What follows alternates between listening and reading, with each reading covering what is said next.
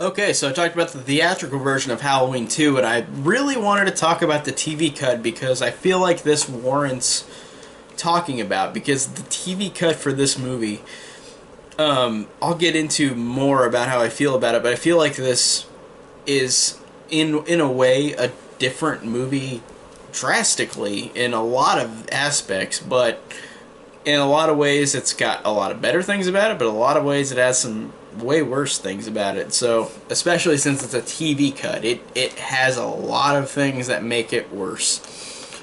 But I'm just gonna point out like all the things that are different and say if I enjoyed them or not.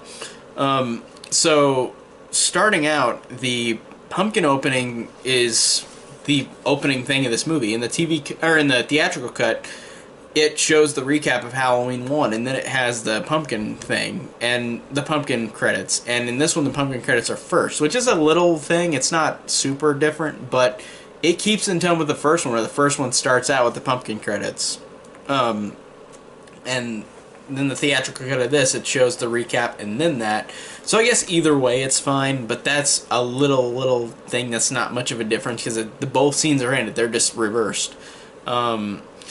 But I like that more than the theatrical, though, I'd say, because it does flow more with showing the opening of the ending of the first movie to showing 2 without having the pumpkin credits in between. It just showed it at the beginning. And this is where it has some stupid ass things in this movie, like in the theatrical cut it's worse, surprisingly, but in the theatrical cut, I didn't mention this in the video for that, but whenever Loomis shoots Michael 6 times, in the first movie you just see him fall out the balcony. In this you see it happen where he walks out and falls off the balcony, but it's painfully clearly that he is walking backwards on a ramp and he just falls off freaking ledge. Like, he walks up over the ledge like it's a freaking ramp. Like, but the thing that makes it better in this version is that they don't show that whole thing. They don't show him walking up backwards and falling off. It just shows him basically falling off, even though you know he was on the ramp. That made it better for me in this movie, in the TV cut. But it's so stupid in the theatrical cut that they did that. It's so obviously a ramp. Falling off the balcony. God, that annoys me so much. But this, like the TV version, makes it better because it didn't show it all the way through, where it shows him walking up and falling off. Really. But then it cuts one thing that, of course, the violence is going to be cut in this, but it cuts the kid who had the razor in his mouth, like, who goes to the hospital. Like, it cuts that, which is a pointless scene anyways, but I thought that was interesting, but it makes sense because it's trying to be less bloody. And the violence is all cut out for the TV version. Like, it tries its hardest to be as bloodless as it can be, which is a positive, because, like I said, I do think that since this is a 80s slasher, the theatrical version, this one cuts out all the violence and it makes it more in tone with the first one. So that is a giant positive for this. Even though I do enjoy the bloody parts of this in the theatrical version, it just doesn't fit with Halloween. And I know every sequel after this one did that, but this one was definitely, like, the TV cut made it have more, like, it felt more like the original, not being violent. And I enjoyed that. But it takes away a lot of characters that are killed. You don't see them get killed. So it's like, where did all these characters go? They just die and Michael killed them off screen? But you see almost all of them die in the theatrical cut, just not this, because some of those bloody kills are not easy to cut out without showing them die first. And some of it works, but some of it doesn't. Like I said, it works that it's more in tone with the first one, but it has a lot of stupid-ass cuts in it. Like, there's a moment where after Laurie is taken to the hospital, then it has that scene where Michael goes up to that old couple at that house. The woman who said, "Harold, you want mayonnaise on your sandwich?" And the Harold sleeping watching Night of the Living Dead. is so edited where it doesn't even show like a little blood on her hands. Like she doesn't even touch the blood that's on her hands. You just see her scream, and then you see a bad zoom up of Michael's face, which is a scene not in that part of the movie, because Michael is shown in that shot. Michael is shown with darkness behind him, like he's not inside of a house. That is so stupid. It's like they didn't even try to make these cuts look like they connect. Like, Michael is in a house that's lit. Why is he in a... Why did it show a shot of him in the darkness? So stupid. I don't understand that. And it makes less sense because now it makes it look like Michael killed them, but he didn't. So, I don't get that. But it just zooms in on his face, and or not zoom in, it just shows like a close-up of his face, and it's really bad. Just, I mean, it's a scary image of him, but it's a bad scene. Like, why did they... I don't know. But I mean, it's a TV cut. It's not trying to be like a theatrical thing. But some things, like I said, make it better. And then this is interesting because the Alice girl doesn't get killed on screen. She presumably gets killed off screen because you see it in the theatrical cut where Michael goes in and stabs her throat or whatever he does, and because you just see like her up face and like blood splash on her face, but you just see Michael looking outside before he goes in, and it's where she's talking on the phone saying like, oh, it's that old couple, like the guy probably got angry and started beating her. And that's in the theatrical cut. It just doesn't show where he goes into the house and he kills her. Like, that's cut out completely. It just shows him looking outside, and that's it. Like, looking outside, listening to her talk on the phone, and that's it. I thought that was funny. That it just... And I understand, because it's not... It's a TV cut. It's not going to be violent, but it just cut out completely that she died. And then there's a scene where Dr. Mixter says, like... We need to keep Laurie Strode sedated. We need to make sure she's, like, actually able to, like, sleep it off. Which is a pointless scene, but I just noticed that scene's not in the theatrical cut. And this is where it gets terrible, too, with the TV cut edits. Because, of course, they edit out the violence, but they edit out the language, too. And I know they were going to, but, man, rewatching this TV cut, which I grew up with, it is, because I watched this on TV. I didn't own this whenever I first started watching it, but I watched it on TV, and of course it was the TV cut. Fuck, these, like, these edits of the language are so bad because Bud, who is a character who swears profusely, like, he says all these words, he says all these cuss words, he says all these profane sexual things, like where he sings Amazing Grace, come sit on my face, something, something, I need your pie. That is completely edited, but it is worded where it still says something, but it's such, like, he says, like, I ain't no lie, or something, instead of saying, like, I need your pie. Like, it's so, and it's not his voice, it's obviously another person's voice, so the editing, TV edit's just so terrible with that, stuff like that. And then, like he says... Whenever he's talking to Janet and she says, Buddy, every other word you say is, and they edit out, of course, hell or shit or damn. But then the line in the theatrical cut where Bud says, I'm sorry, I guess I just fuck up all the time. His line in this movie, in the TV cut, which makes no logical sense. Why would a person say this? Bud says, oh, I'm sorry, I guess I just fall up a lot. Like, what? Like, that just does, like, what? Like, I would have rather them just bleeped it out or silenced it than saying that. That's so fucking stupid. Like, I guess I just fall up all the time? What does that even mean? That doesn't mean anything. So stupid. And so Bud swearing is one of the biggest, like, annoying things about this TV cut. It's like, wow, just seriously. Like, I understand you have to cut out language for a TV cut, but so stupid. And... there's a scene where that is not in the theatrical cut, which I thought was a funny touch for Jimmy and Laurie because they had a little flirtation going on. In the theatrical cut, when Jimmy first meets Laurie, or like in the hospital, like he talks to her for the first time, he says like, "Do you want a Coke?" She said, "Yeah." she never gets it in the theatrical cut, but in this one, he goes in and gives her the coke, which I thought is a pointless scene, but I thought that that was cool and just showing how these characters are kind of flirtatious, and it just gave them kind of more of a likability to them. And Jimmy, I'll explain more later at the ending, but he is in this movie more, which I enjoyed, because it makes sense what happened to him in this. But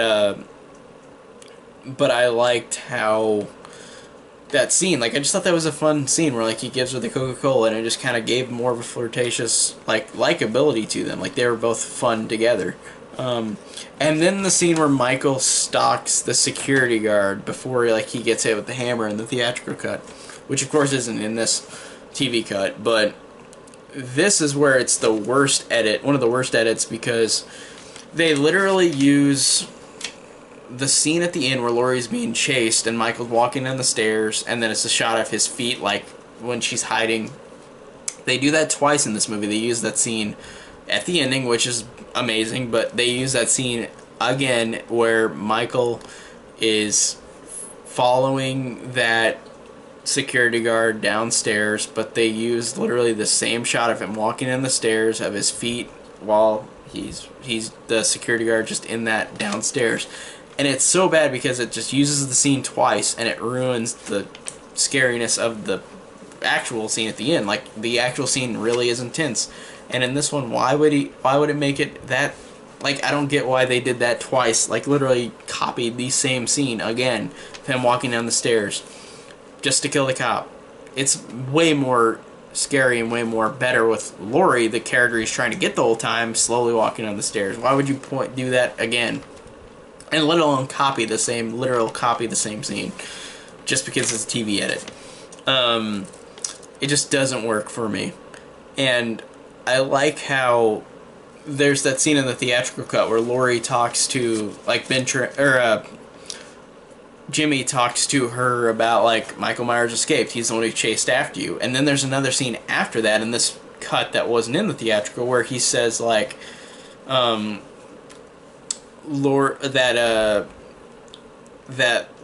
he says that he's not dead, he's still alive, like, and then Laurie says, no, Jimmy, he's not dead, because he says he's dead, and that's because of the Ben Tramer getting hit by the van and exploding. They think that he's dead, and Loomis, even though he doesn't think he's really dead, he kind of suspects he probably isn't, but because of Ben Tramer getting hit with where he is wearing the Michael Myers mask, that means that everybody else was told, oh, Michael Myers is dead because he got hit by the van, but it's not him. So Jimmy tells Laurie that, and then Laurie says, and I like how she immediately goes, he's not dead, Jimmy, like, he's not dead. And I like how she goes in kind of a fit, and they all have to hold her down and sedate her, and I like how she just keeps saying out loud, like, he's not dead, like, I love that. I thought that that's a really good scene that was not in the theatrical cut. And then the lights go out, and that explains, because I don't remember if they even show that the lights go out in the theatrical cut. They just are gone. But in this one, you see whenever they're struggling to get Laurie sedated, the lights go out, and you're like, oh, the power's out, because Michael, of course, got the power down. But I don't remember seeing that in the theatrical cut. It's just, the power just out after a shot. And after that, there's a scene where Loomis is talking to the new sheriff a little longer than what he did in the theatrical cut, which is kind of pointless. It's whenever the Myers house is being trashed. It's just kind of pointless. Like, there wasn't much need for that for me personally.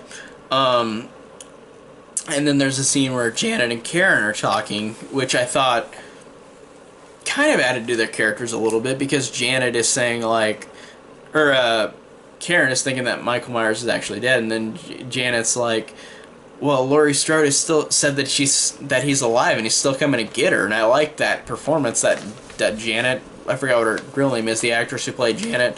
I like that scene because she's like, she had a good performance where she was saying, like, Laurie Strode doesn't think that he's dead. Like, you weren't there whenever you saw Laurie Strode being held down, screaming, Michael Myers is coming to get her. Like, that was a good scene. I like that. And then later, the next scene that I'll talk about, where Karen is like before Karen gets killed, after Bud gets killed from when they're in the jacuzzi.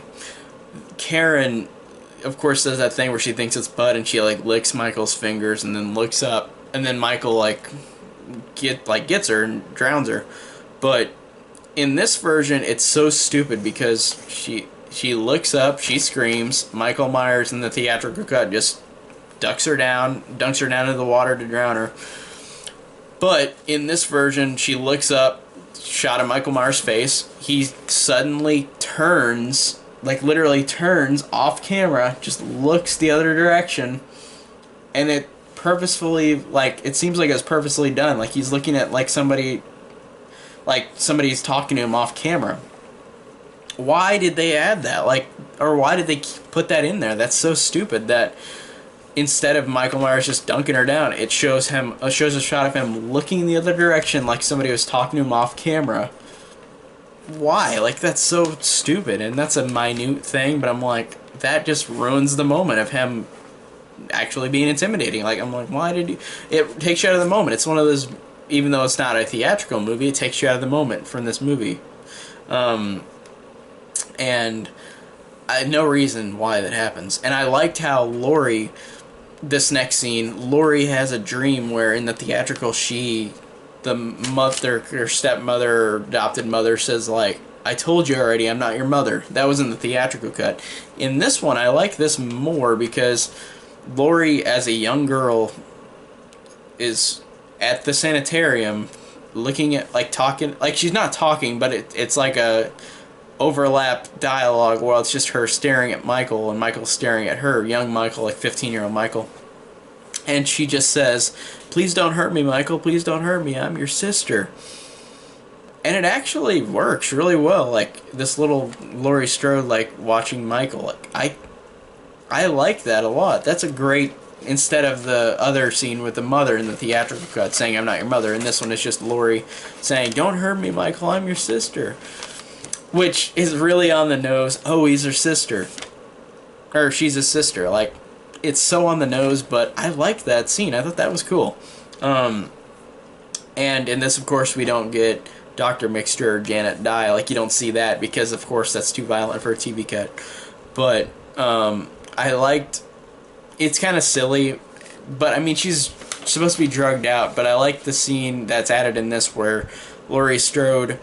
She knows Michael's coming to get her, like, after that dream, so she gets on this phone, which of course the phones aren't working, and she just sits there and cries and says, he won't go away, Mama. He won't go away. He won't die. And, like, you could call that silly, but she's kind of been sedated and drugged out of her mind, so I wonder...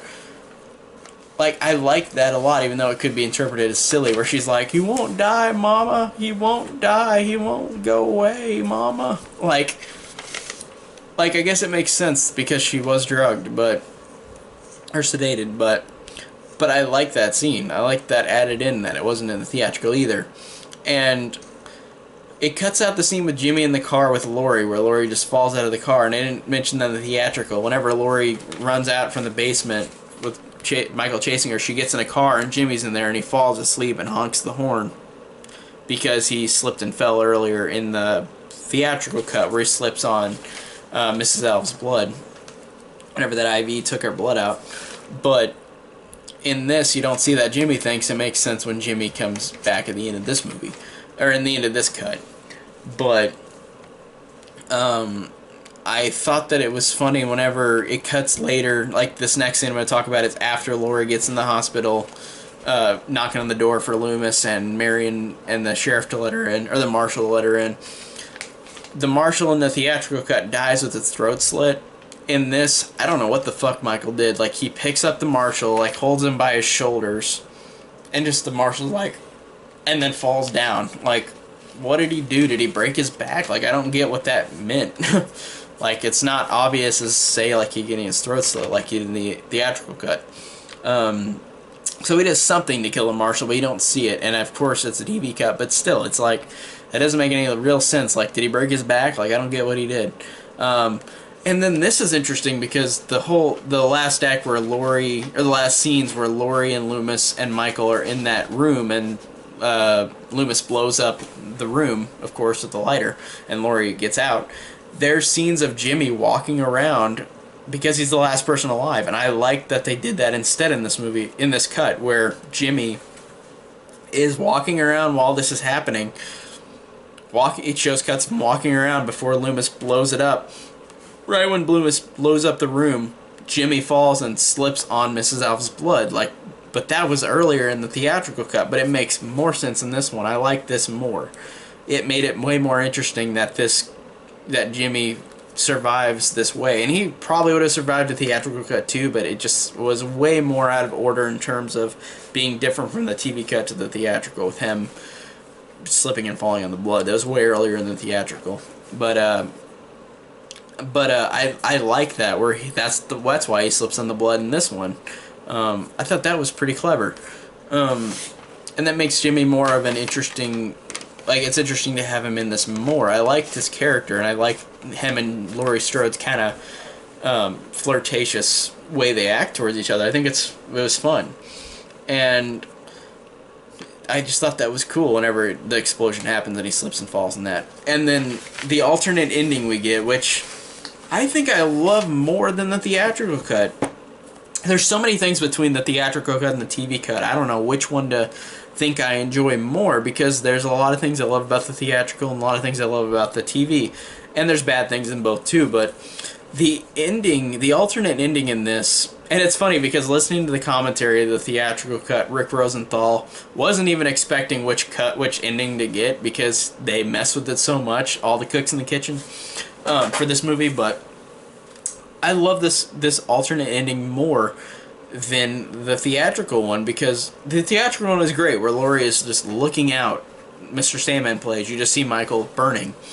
That was a cool way to end it, but I did like how Laurie in this one got a little bit of happiness, because it shows the shot of her looking out, but then a figure moves up, like Michael, like in the back of the hospital vehicle, and she just goes, or in the ambulance, and she just goes, oh, and then it's just Jimmy. He's got a big cast on his head, and like Laurie, just her reaction is so genuine. Like Jamie Lee Curtis's reaction is great because she just is scared, and then then she smiles, and then she just cries and loses it, and then Jimmy's just like, "What's wrong?" And she just says, like, she grabs his hand and just says, "We made it, we made it," and that was a way better ending. I mean, I like the ending of the theatrical fine. Like, it's fine of her looking off and Michael burning, but I like that, where she got a little bit of happiness. Like, everybody died, like, that she knew.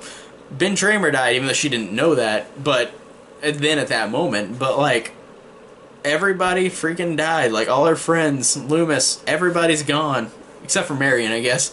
But she didn't know Marion until that second at the end of this movie.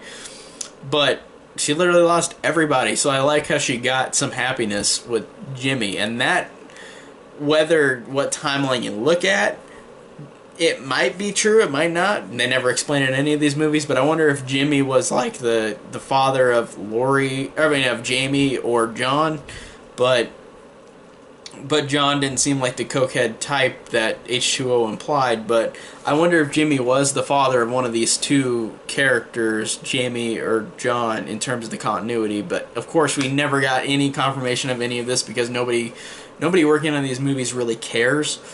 But I really thought that was a great ending, and I liked that Laurie did get happiness a little bit. I mean, of course, she lost everything, all her friends and family. Like, I mean, I guess her parents aren't dead, but you never see them ever after even the first movie. Like, you never see her parents again, and they're never mentioned again. So Laurie, I like that she got a little bit of happiness, even though, of course, she lost everybody, basically. So that was a great ending to... I like that more than the theatrical cut ending. Like, that was a really cool ending. So, overall, this TV cut, there's a lot of shitty stuff about it. There's a lot of great stuff about it. It's a lot of stuff I love more than the theatrical cut. But there's things that I like in the theatrical cut more. I wish I could do, like, a cut of both of these. Just like Halloween 6. There's so many great things and bad things about both cuts. It's like, I need to have my own cut. So I just both versions of this movie. I'm mixed on. I enjoy a lot of things about it. There's things I don't like about it. It's just overall a very mixed bag, but I'm glad that this theatrical version or this TV version exists apart from the theatrical version, because I like how I can get good things and bad things in both. So overall, this was fun talking about the TV cut, because like I said, all these things I just mentioned, I don't think I mentioned every scene that's different, but I felt like I mentioned a majority of it, of these scenes that I felt were different, and especially the big ones, like the ending, of course. But I really thought that it's fun watching this TV cut, because does have a lot of different things in terms of story, having different rotated things happening, like Jimmy with the spilling or slipping on blood, like at the end of this movie in the TV, or theatrical, it's like halfway through. Like, there's a lot of different stuff in this TV cut. So I really enjoyed talking about the TV cut. And I'll do this for Halloween 6 as well, because Halloween 6 is a drastically different movie depending on which cut you're watching. So I enjoyed talking about the TV cut. So thanks guys for watching. And I'll talk about Halloween 3 next, which is another one I really love. So thanks for watching, and see you next time.